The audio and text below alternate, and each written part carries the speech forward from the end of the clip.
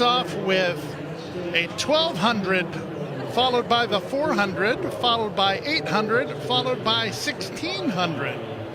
Kent State will be they will be wearing the number 1, Northern Illinois, number 2, Buffalo, number 3, Western Michigan 4, Miami 5, Ball State 6, Eastern Michigan 7, Akron 8, Toledo 9, Central Michigan 10, Ohio 11, Bowling Green 12, but chances are you'll know them better by their colors anyway, although Toledo is wearing hot pink. Yes, I think that's appropriate. You know, we've watched this race, I know you have too, a lot, and, you know, there's 4 people working together as a team, but frankly, you've got to have a big dog on the anchor. You've got to have somebody who's the baddest person in the world on that last lap. You're going to do all this work and set it all up, but you got to have somebody to close the show for you, and that's your anchor person running the 1,600 meters, the final 1,600 meters of this 4,000-meter event. And it's not like it's a quick anchor; it's the endurance anchor. Yes, and you can be behind, and if you have a really good anchor, they can, you know, take care of some of those past sins and really catch you up there. A lot of people do this in these championship meets where they're trying to spread the talent around to make sure they can maximize points.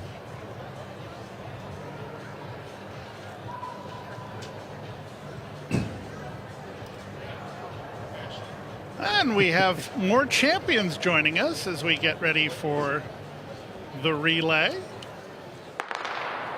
As we are underway. And we'll get a headset over here.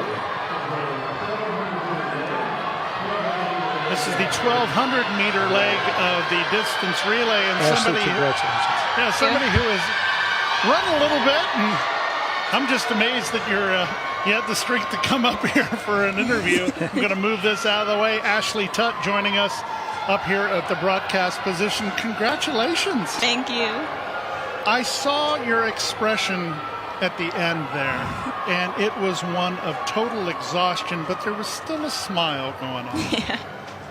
Tell me what it felt like getting over that finish line. It felt really amazing, you know, just wanting to do the best I could for my team today, and just turning around and seeing my teammate come in 5th was just awesome.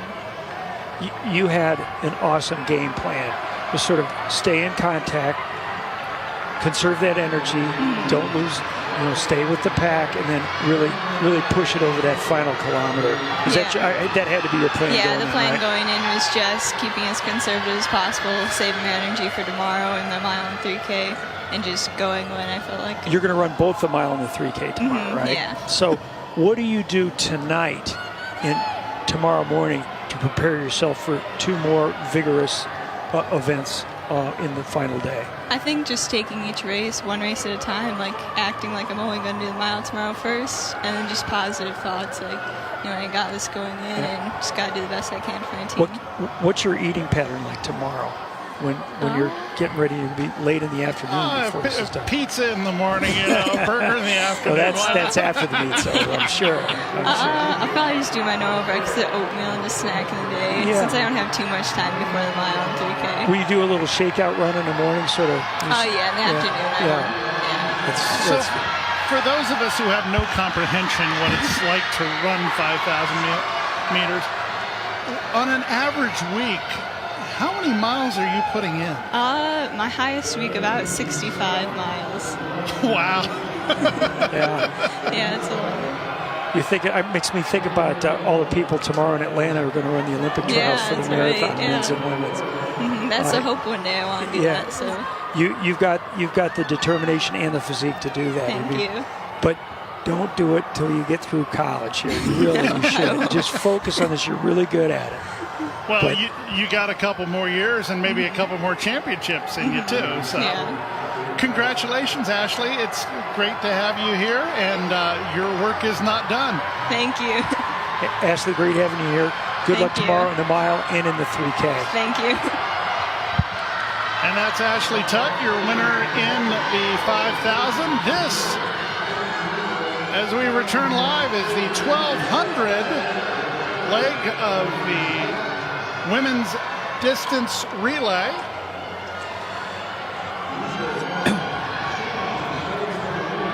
Well, it takes us a little while to get our bearings here. Oh.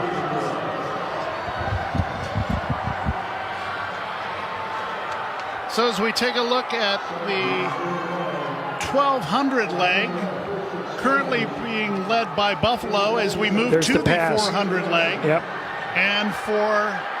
It looks like the University of Akron. Excuse me, it is Akron, and that is Victoria Stakowski. Yeah.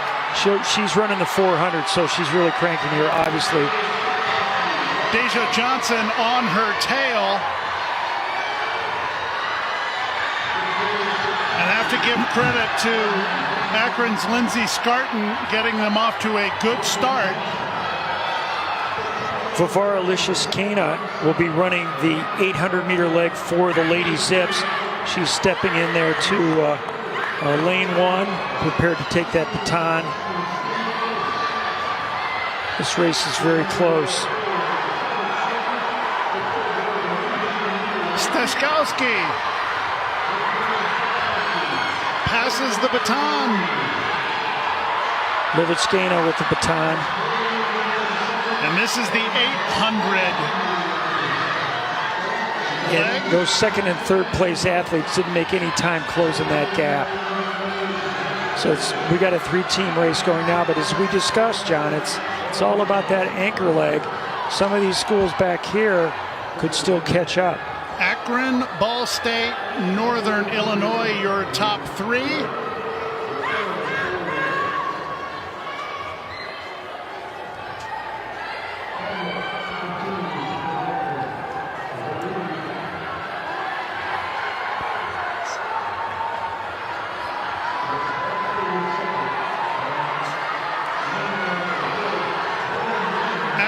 Ball State, Northern Illinois, your top 3. Then back in the pack, it's Bowling Green, Miami, Toledo.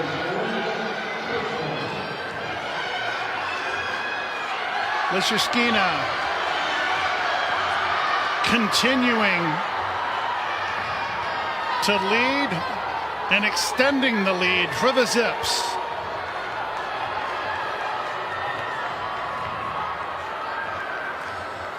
The Zips have Elizabeth Zerko planned to run the anchor leg. The question is, can Lishaskina give her enough of a lead? This is Ball State athlete Madison Kaiser closing in on Lishaskina. Second place actually belonging to Northern Illinois. That's Melissa Ricci. Hey, it's easy to say. Their uniforms are so very much close in appearance. Melissa Ricci on the third leg for Northern Illinois. As you see the athletes gathering at the top of the turn, we will have the pass to the anchor leg, 1,600 meters. And Elizabeth Gurko, the sophomore, will be there to take it from Lishaskina. And away she goes. There's the pass. It's clean. I'd say she has about a 15-20 meter lead. You not only have to be a good athlete on this anchor, you've got to have the right mindset. You've got to have the courage and know that you want this job and that you can do it. Taking advantage of the pass, Toledo goes into second place on the pass. That is huge. Toledo was way back in fourth, with Northern Illinois and Ball State holding spots 2 and 3. And that's Petronela Simuic, that could be the big dog anchor we've been talking about. She's closing in on Gurko for the Zips up front.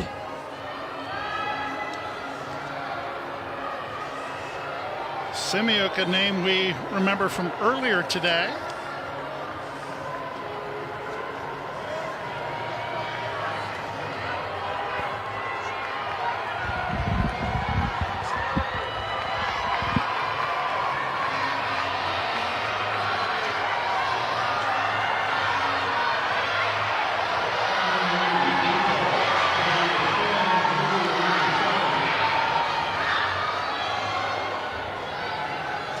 Inside 4 laps remaining on the women's distance medley relay final.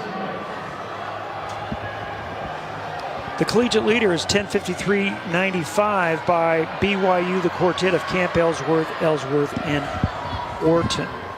The facility record is 11:21.82, set in 2011 by Georgetown University. The Div 1 qualifying time, and remember there's only 12 teams that can make it into the Nationals, is 11:06.57. And now it is just neck and neck between Toledo and Akron, Simuic and Gurko. And Simuic now takes the lead as we look at the lap indicator, 3 laps to go. Inside 900 meters, the Simuic's in the lead. Let's see if the Akron anchor Gurko can hold on. Simuic extending the lead. Does Gurko have the kick for the Zips? John, she looks like she's fading. You said it. Simuic looks strong. You said it. It's all about the anchor, but I cannot get over the distance that was made up just in the pass between the 800 and the 1600. Toledo was trailing by at least 15-20 meters coming up to that pass, and suddenly they're in the lead. Look how strong she looks.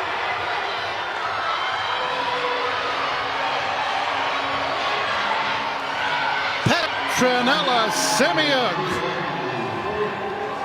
rocketing to the front. Yes, the pun was intended.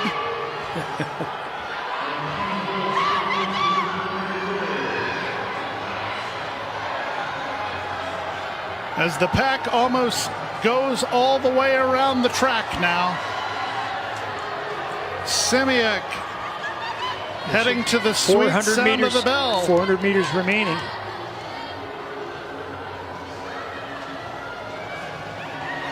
Petronela Simuic coming down the stretch. And when she crosses the line, the sweet sound of the bell will indicate 1 lap to go. Simuic won her preliminary round in the women's 800 meter. Remember how strong she looked? So she's going to be in that 800 final. I wouldn't be surprised if she's running the mile as well. There'll be a lot of doubling between those two events. And I may be imagining things, but Simuic looks like she's running faster now. Yes, it's like she doesn't need to kick, but she is. Sometimes when you got it going, it feels good to pick it up. Obviously, this has been a great day for her, and I know she's hoping she has a similar day tomorrow in those finals.